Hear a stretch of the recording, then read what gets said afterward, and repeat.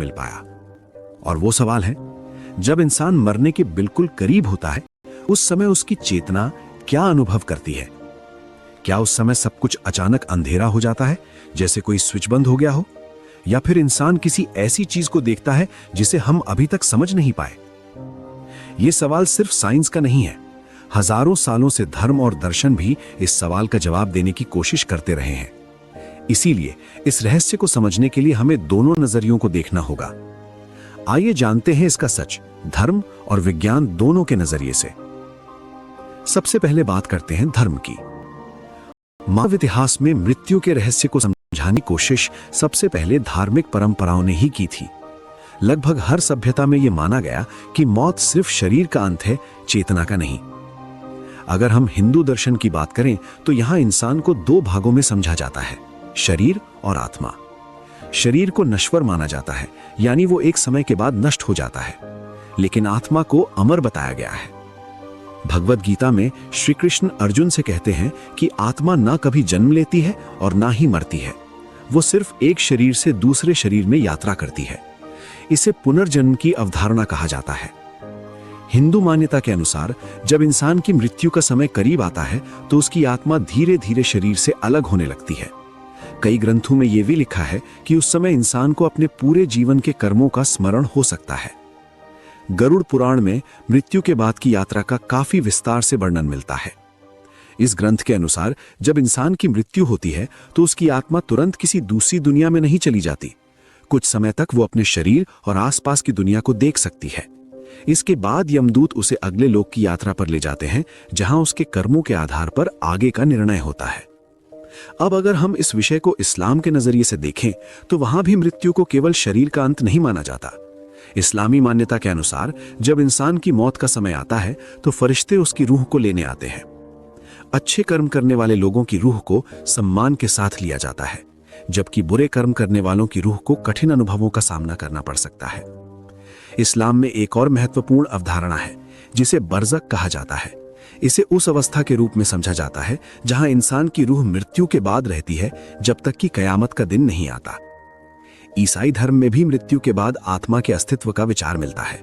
ईसाई मान्यता के अनुसार मृत्यु के बाद आत्मा का न्याय होता है और उसके आधार पर यह तय किया जाता है कि वो स्वर्ग में जाएगी या नरक में। दिलचस्प बात यह है कि अलग अलग धर्मों की व्याख्या अलग हो सकती है, लेकिन लगभग हर धर्म एक बात पर सहमत दिखाई देता है। मृत्यु के समय चेतना का अनुभव पूरी तरह समाप्त नहीं होता, बल्कि किसी नई अवस्था में प्रवेश करता है। अब यहां एक बड़ा सवाल खड़ा होता है, अगर चेतना वास्तव में शरीर से अलग कोई चीज है, जैसा कि धर्म कहते हैं, तो फिर विज्ञान इसे माप क्यों नहीं पाता? यहीं से इस रहस्य को समझने की दूसरी कोशिश शुरू होती है, आधुनिक विज्ञान की। विज्ञान के अनुसार इंसान की चेतना दिमाग की एक्टिविटी से पैदा होती है। दिमाग में अरबों न्यूरॉन्स होते हैं जो लगातार इलेक्ट्रिकल सिग्नल्स के माध्यम से एक दूसरे से कम्युनिकेट करते हैं। यही सिग्नल्स हमारे विचार, यादें, भावनाएं और अनुभव बनाते हैं। जब इंसान की मृत्यु होती है तो सबसे पहले दिल की धड़कन रुकती है। जैसे दिल रुकता है, शरीर में खून का फ्लो बंद हो जाता है और कुछ ही सेकंड्स में दिमाग तक ऑक्सीजन पहुंचना बंद हो जाता है। अगर दिमाग को लगभग 10 सेकंड्स तक ऑक्सीजन ना मिले तो इंसान अपनी चेतना खोने लगता है, और अगर लगभग 4 से 6 मिनट तक ऑक्सीजन ना मिले तो ब्रेन सेल्स परमानेंटली डैमेज होने लगते हैं। इसी वजह से लंबे समय तक वैज्ञानिकों का मानना था कि मौत के उस पल में इंसान कुछ भी अनुभव नहीं कर सकता। लेकिन पिछले कुछ दशकों में कुछ एक्सपेरिमेंट्स ने सोच को पूरी तरह चुनौती दी है। 2013 में यूनिवर्सिटी ऑफ मिशिगन के रिसर्चर्स ने एक एक्सपेरिमेंट किया जिसमें उन्होंने मरते हुए चूहों के दिमाग की एक्टिविटी को मॉनिटर किया। इस एक्सपेरिमेंट में यह पाया गया कि जब चूहों का दिल रुकने के करीब था, तब उनके दिमाग में अचानक बहुत तेज इलेक्ट्रिकल एक्टिविटी दिखाई दी। हैरानी की बात यह थी कि यह एक्टिविटी सामान्य जागने की अवस्था से भी ज्यादा पावरफुल थी। इस ऑब्जर्वेशन ने वैज्ञानिकों को यह सोचने पर मजबूर कर दिया कि शायद मौत के ठीक पहले दिमाग कुछ समय के लिए असामान्य रूप से सक्रिय हो जाता है। अगर ऐसा होता है तो संभव है कि उसी समय इंसान को इंटेंस विजुअल एक्सपीरियंसेस महसूस हों। कुछ वैज्ञानिक यह भी मानते हैं कि मौत के समय दिमाग में कई पावरफुल केमिकल्स रिलीज हो सकते हैं। इनमें एंडोर्फिन्स और डोपामिन जैसे न्यूरोट्रांसमिटर्स शामिल हैं जो दर्द को कम करते हैं और कभी-कभी स्ट्रॉन्ग विजुअल एक्सपीरियंसेस भी पैदा कर सकते हैं।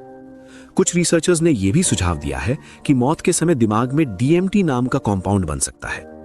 ये केमिकल बहुत पावरफुल हेल्यूसिनेशंस पैदा कर सकता है। हालांकि अभी तक ये पूरी तरह साबित नहीं हुआ है कि इंसान के दिमाग में मौत के समय वास्तव में डीएमटी रिलीज होता है या नहीं। इसी वजह से ये सवाल आज भी खुला हुआ है कि मौत के उस आखिरी पल में इंसान वास्तव में क्या देखता है। और अब आखिर में आते हैं उन लोगों के अनुभवों पर जो मौत के करीब जाकर वापस लौटे। दुनिया भर में हजारों near death experience cases record किए गए हैं। इनमें कई लोगों ने बताया कि मौत के करीब पहुंचने पर उन्हें अजीब शांति महसूस हुई, जैसे शरीर का बोझ खत्म हो गया हो। कुछ लोगों ने बताया कि उन्हें ऐसा लगा जैसे वो किसी सुरंग से गुजर रहे हों और सुरंग के अंत